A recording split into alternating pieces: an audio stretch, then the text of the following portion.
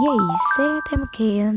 Bukan podcast ataupun jadi YouTuber, tapi kita cerita tentang kebaikan Tuhan dan kasih setia Tuhan di dalam hidup kita. Oke, pertama gue cerita yang enaknya dulu. Jadi setamat kuliah, gue selalu punya mimpi waktu kuliah diterima di sebuah perusahaan besar, yaitu di bawah naungan grup Astra. Dan puji Tuhan, aku mendapatkan pekerjaan itu. Walaupun akhirnya di tahun 2020 waktu pandemi itu berakhir. Itu pengalaman aku yang pertama. Next. Kebaikan dan kesetiaan Tuhan yang kedua itu dimana aku bisa liburan ke Jepang dengan hasil tabungan sendiri tanpa yang namanya kartu kredit.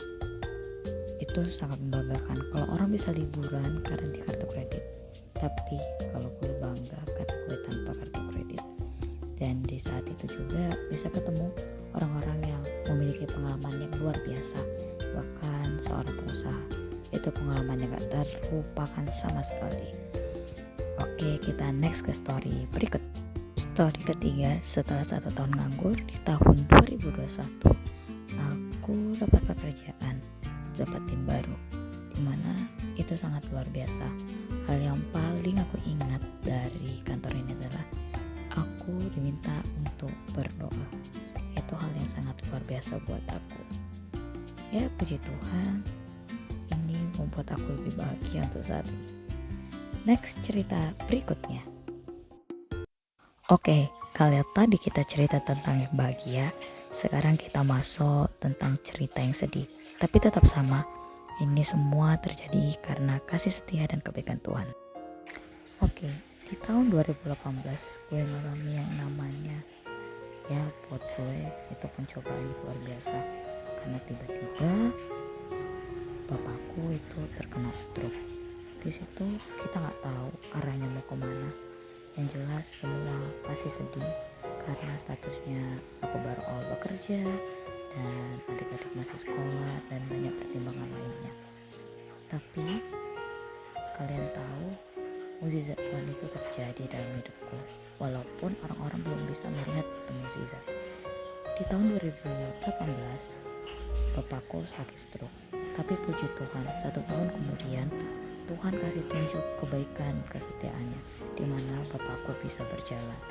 Walaupun mulut orang jalannya masih bengkok, tapi itu sangat-sangat itu sebuah mukjizat. Karena dari dia yang tertidur tidak bisa bekerja selama 1 tahun, Tuhan bisa bikin dia berdiri dan dia bisa bekerja, walaupun saat ini dia sudah pensiun. Next, cerita berikutnya.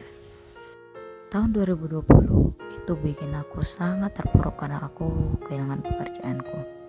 Di situ aku nggak tahu arahnya kemana. Tapi di saat aku nggak tahu arah, aku mencoba kursus yaitu bagian tata rambut, dimana aku ya seperti kursus 3 bulan dan akhirnya aku dapat sertifikat dari pemerintah.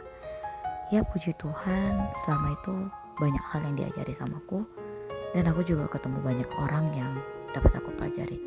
Bahkan di situ aku mendapatkan komunitas rohani di luar dari pelayananku, di mana aku benar-benar belajar siapa Tuhanku dan siapa diriku sama. Awalnya aku marah karena apa yang aku alami, tapi setelah bertemu mereka, aku makin sadar ternyata selama ini aku menjadi manusia yang egois. Hidupku itu hanya memikirkan diriku sendiri. Sejak kursus itu ditemukan dengan orang-orang seperti itu, aku jadi banyak belajar untuk menilai kehidupan itu sebagai mananya. Karena bahkan Tuhan kasih tunjuk hal-hal yang luar biasa. Bahkan aku bisa mengajar freelance sampai saat ini. Aku bisa ketemu banyak orang dimanapun. Bahkan walaupun nominalnya sekarang gak didapat banyak, tapi kebahagiaan yang kudapatkan real.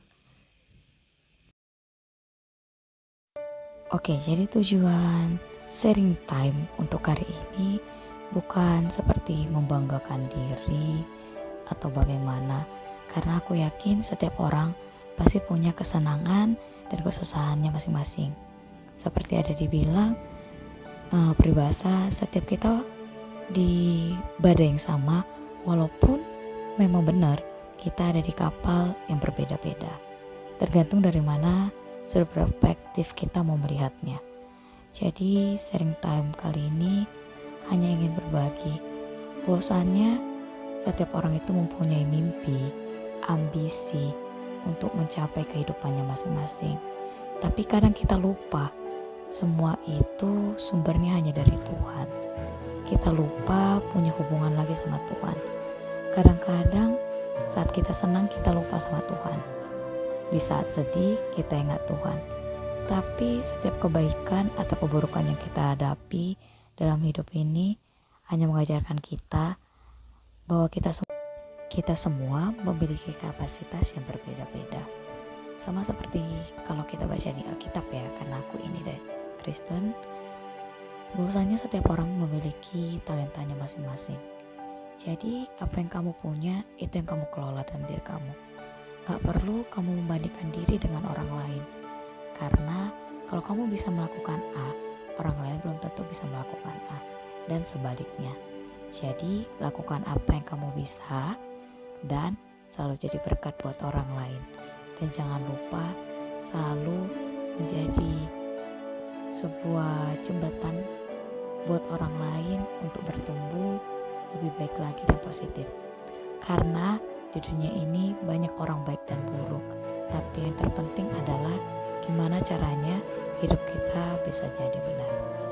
Oke, happy to talk with you all. See you, bye-bye.